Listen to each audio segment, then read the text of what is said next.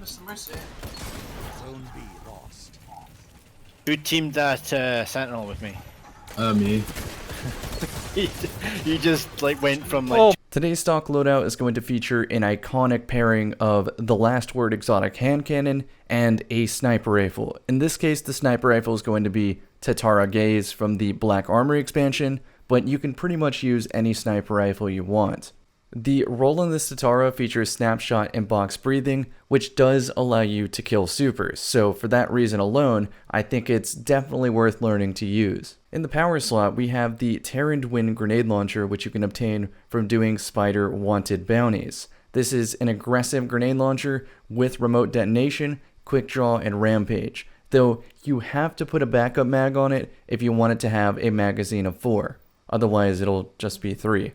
In the background, you'll see two different gameplays, one where I'm using the new exotic gauntlet, Khepri Sting, so that I can see through walls whenever I throw a smoke at my feet, so as a result, I'm playing HUDless just because it's hilarious.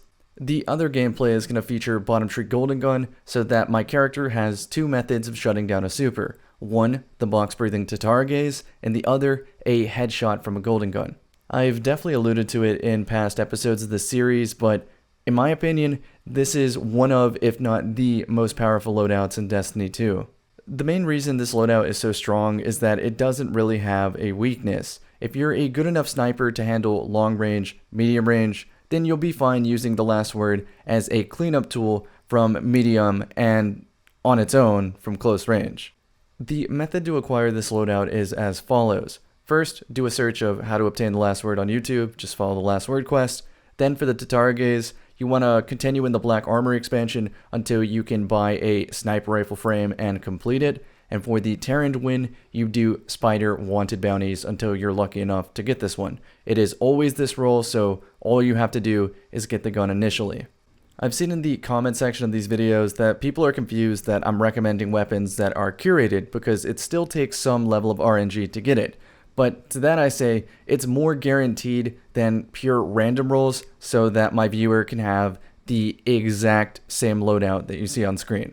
You don't exactly have to use this particular pairing of sniper rifle and the grenade launcher, but use whatever you're comfortable with. I just recommend this one because it can shut down supers, and lately, supers are really annoying. But if shutting down supers isn't really something you're interested in, then I would recommend using a curated Twilight Oath instead of the Tatara Gaze, because as you can see on the screen, the scope for the Tatara Gaze isn't too user-friendly. It cuts off your peripheral vision. I personally own 4 copies of the sniper rifle in my vault, like 4 of these curated rolls, so that I can explore different mod options without having to delete my mod. Just the concept of that really showcases the beauty of this stock loadout series. For instance, with other sniper rifles, if I have, some copies of them, they're not going to be exactly the same.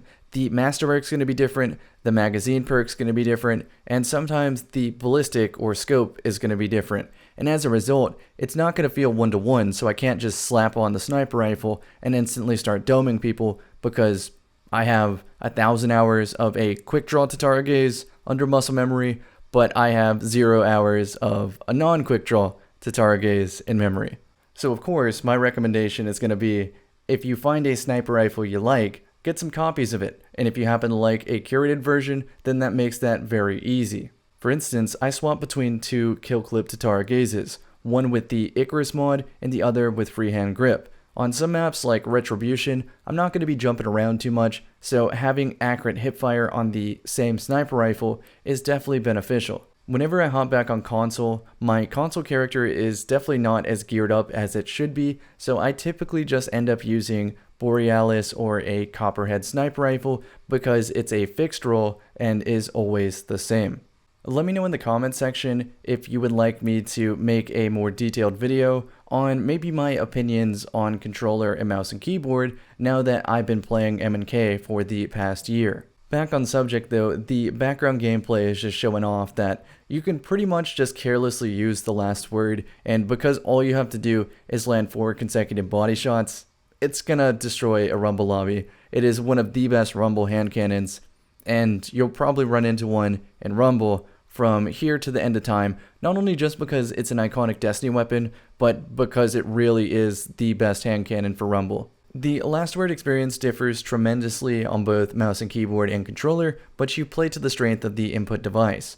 With mouse and keyboard, you can just slightly drag down on your mouse as you're shooting the last word and control the recoil pretty effortlessly to result in machine gun-like kills at even medium distance. With controller, on the other hand, I find myself having to absolutely slam down on the right stick with low sensitivity just to make sure that I can hit a reasonably close 3-tap. But that is a learnable skill and is the reason that I think the last word and a snipe is the most powerful loadout no matter where you play with whatever input device. It is so strong.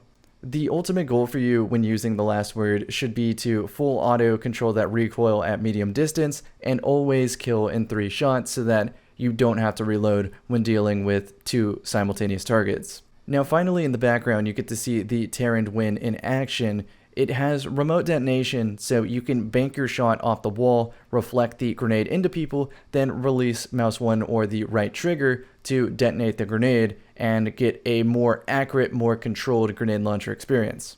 The final thing to talk about in today's stock loadout episode is, of course, if there's any upgrades. And for the sniper rifle, of course there is. Use the sniper rifle that you hit your shots with. For me, that's a quick draw variant of the Tatara gaze. As for the remote detonation grenade launcher, I recommend the Vanguard's Outrageous Fortune because you can not only get remote detonation, but field prep in addition to. You can actually get field prep, quick draw, remote detonation, and volatile launch to kill the velocity on it. You want less velocity so that you can intentionally shoot closer targets with the grenade launcher. Having field prep on the grenade launcher allows you to snag more power ammo off a brick on the floor so that you can maybe go with double sniper scavenger, so if you're like me and have a kill clip Tatara, then you can always have excess ammo to activate kill clip with. At the end of every one of these episodes, I like to compare this loadout with the previous ones, and I honestly think this is the best one so far, even over Mountaintop Recluse, because that one does have its range limitations. Thank you again as usual for watching the video, and let me know in the comment section if you can think of any other fun or fantastic stock loadouts.